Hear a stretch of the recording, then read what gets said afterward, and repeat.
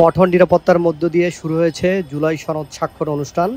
আপনারা জানেন যে সকাল থেকে এখানে কয়েক দফা সংঘর্ষ হয়েছে পুলিশের সাথে, পরে বিজিবি, এরপরে আর্মি।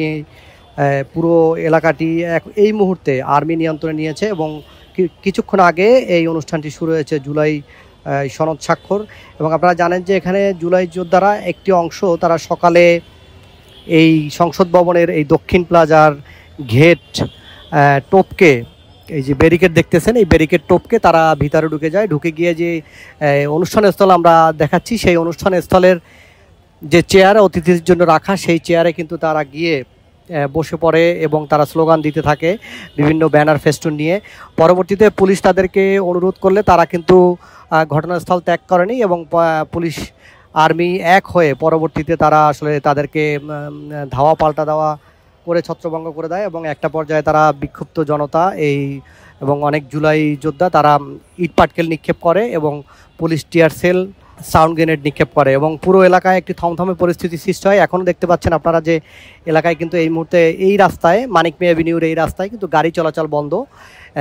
এইদিকে গুড়ি বৃষ্টি হচ্ছে। বৈরী আবহাওয়ার ভিতরে কয়েক মিনিট বিলম্বে শুরু হয়েছে জুলাই সনদ স্বাক্ষর অনুষ্ঠান, কয়েক মিনিট বিলম্বে শুরু হয়েছে এবং আপনারা দেখতেছেন গুড়ি বৃষ্টি পড়তেছে, এর ভিতরে এই অনুষ্ঠানটি চলতেছে এবং পাশে পুরো রাস্তায় আর্মি, র্যাব, বিজিবি, পুলিশ, আইনশৃঙ্খলা বাহিনীর সকল সদস্যরা তারা কিন্তু আসলে তৎপর রয়েছে এবং পুলিশের সাজোয়া যান দেখতে পাচ্ছেন। প্রথমে আসলে নর্মাল ছিল যে মানুষজন আসবে, এই জায়গাটি দেখবে। আজকে একটি ঐতিহাসিক দিন। জাতীয় সংসদ ভবনের দক্ষিণ প্লাজায় জুলাই সনদ স্বাক্ষর অনুষ্ঠান যে মঞ্চ করা হয়েছে, সেই মঞ্চে এখানে প্রজেক্টরের ব্যবস্থা করা হয়েছে। সেই প্রজেক্টরটি আপনাদের জানিয়ে রাখি, সেই প্রজেক্টরটি কিন্তু খুলে ফেলা হয়েছে এই যে এখানে গণ্ডগোলের কারণে। এবং জুলাইয়ের যে আহত যোদ্ধারা বা এখানে যারা এসেছিল আন্দোলনে, তাদের দাবি যে তাদের অনেককেই বাদ দিয়ে এই জুলাই সনদ তৈরি করা হয়েছে। এবং এই যে বিক্ষুব্ধ জুলাই যোদ্ধারা তারা কিন্তু বেশ কয়েকটি যানবাহনে আগুন দেয় এবং পরবর্তীতে আসাদ গেট, এইদিকে খামার বাড়ি, দুই পাশে কিন্তু আসলে তারা আগুন ধরিয়ে দেয়। পরবর্তীতে পুলিশ পুরো এলাকা আর্মির সহযোগিতায় পুরো এলাকা নিয়ন্ত্রণে নেয়। আসলে জানেন যে এই যদি জুলাই ঘোষণাপত্র যে স্বাক্ষর বা জুলাই সনদ যে স্বাক্ষর যেটাই বলি না কেন, সেটাই আসলে আমরা যতটুকু জানি এখন পর্যন্ত এনসিপি তারা যারা এই যে জুলাই আগস্টের পরে যে গঠিত নতুন রাজনৈতিক দল, তারা বলেছে যে তারা এই ঘোষণাপত্রে সই করবে না। যদিও আসলে এই গণ্ডগোলের পরে বা এই সকাল থেকে এই গ্যাঞ্জামের পরে